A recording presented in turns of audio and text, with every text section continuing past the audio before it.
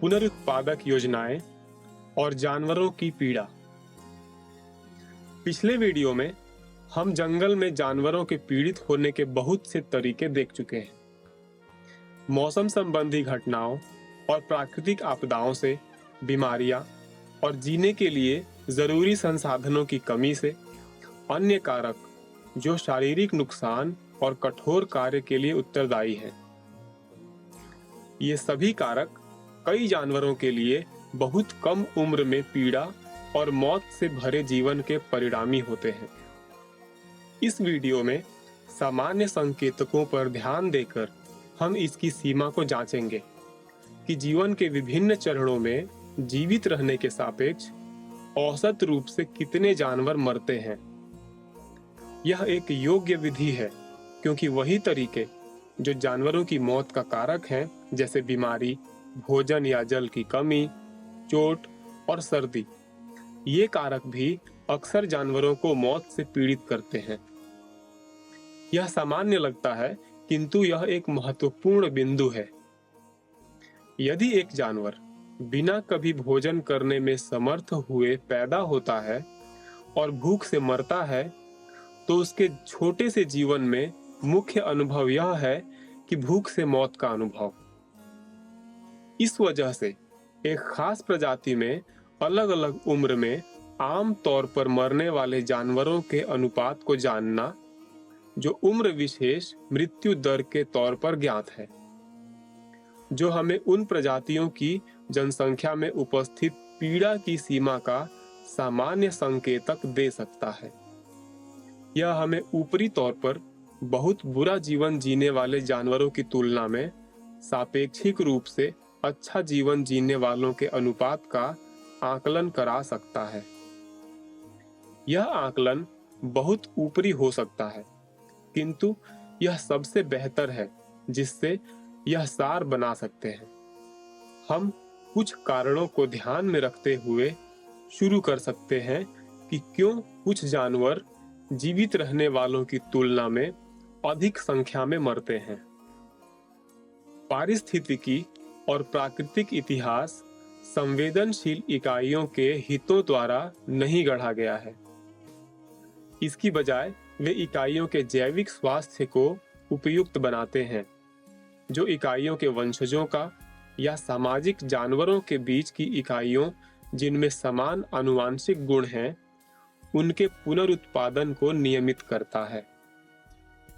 इस वजह से प्राकृतिक चुनाव के कारण विभिन्न जानवरों में विभिन्न लक्षण हैं, क्योंकि खास तरह के लक्षण उनके स्वास्थ्य को बढ़ाते हैं। जीवन इतिहास खास युगों में होने वाले प्रक्रम और घटनाओं का योग है, खास तौर से जो पुनरुत्पादन और जीवन से जुड़े हैं। इनमें अन्य कारक भी शामिल हैं: पुनरुत्पादन करने की उम्र, उनके बच्चों की संख्या, उनके बच्चे कितने विकसित हैं जब वे अस्तित्व में आते हैं, अभिभावक रूपी देखरेख में वे कितना निवेश करते हैं, वे अपने जीवन में कितने बार पुनरुत्पादन करते हैं और वे कब मरते हैं। जीव और जनसंख्याएं इन लक्षणों में कुछ या अन्य के होने के बीच अदला बदली करती हैं। यदि एक जानवर के कई वंशज हैं, तो उस जानवर के लिए उन्हें बचाने में पर्याप्त रूप से निवेश करना संभव नहीं होगा, और इसके विपरीत एक जानवर अपने वंशजों को बचाने के लिए काफी ऊर्जा लगाता है। उदाहरण के लिए, जन्म के समय वे अधिक विकसित होते हैं या अधिक अभिभावकीय देखरेख प्राप्त करते हैं, तो वह कई वंशज करने में असमर्थ होगा। इन पुनरुत्पादक लक्षणों के साथ जानवर पुनरुत्पादन करने के समय केवल एक बच्चा पैदा कर सकते हैं या हर बार केवल एक अंडा दे सकते हैं।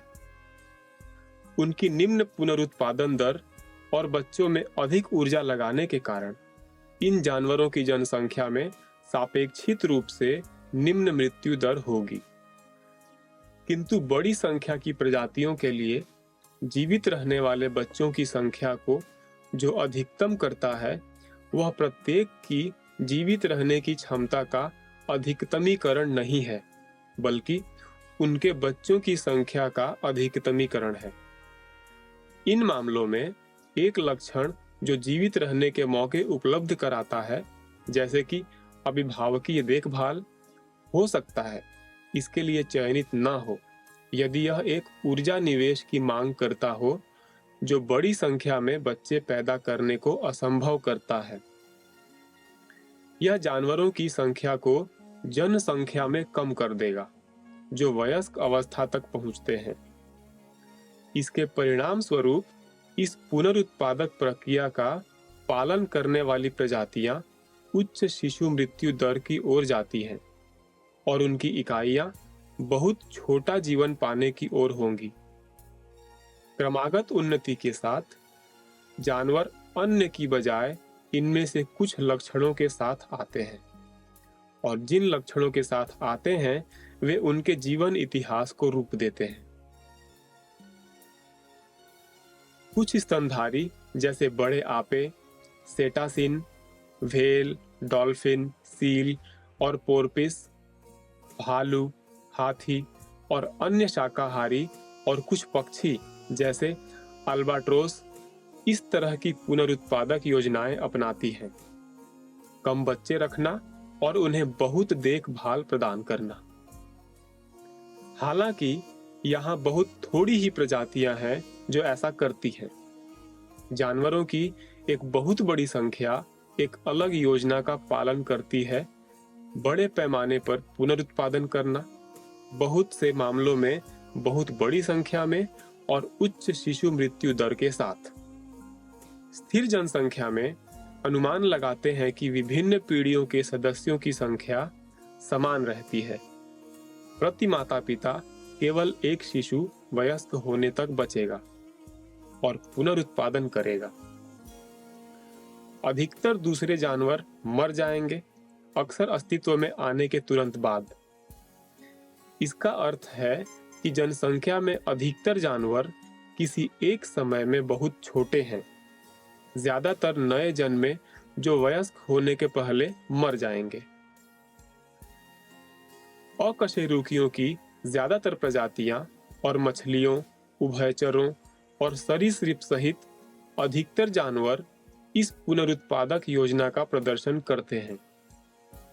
उदाहरण के लिए सामान्य केन टॉड के 25,000 तक पंजे हो सकते हैं।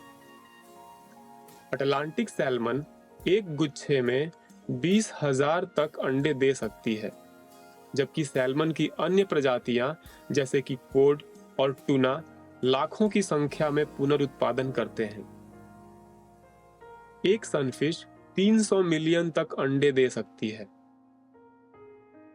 कवचधारियों में एक क्रेफिश प्रति बार सैकड़ों अंडे दे सकती है। घोंघों में ऑक्टोपस सैकड़ों हजार अंडे दे सकते हैं। कई संधिपादों सहित जमीन पर रहने वाले अकशेरुकी एक बार में सैकड़ों, हजारों और कुछ मामलों में लाखों अंडे दे सकते हैं। अन्य जानवरों में मिश्रित पुनरुत्पादक योजना हो सकती है, जिसके अंतर्गत भी बड़ी संख्या में बच्चे होते हैं। उदाहरण के लिए कृंतक के जीवन काल में 100 से अधिक बच्चे हो सकते हैं।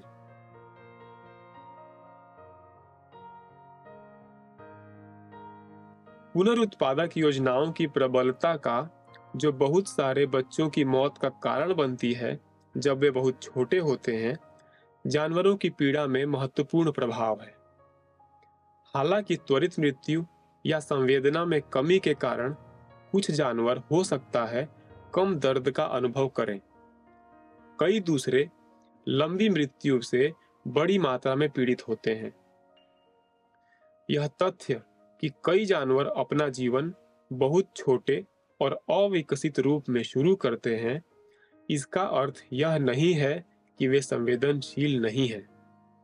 उदाहरण के लिए यह देखा गया है कि वयस्क ज़ेब्राफिश हानिकारक स्टिमुली के प्रति संवेदनशील की तरह संकेत करती है और यह कि लार्वा ज़ेब्राफिश वयस्कों की भांति ही प्रतिक्रिया देती है।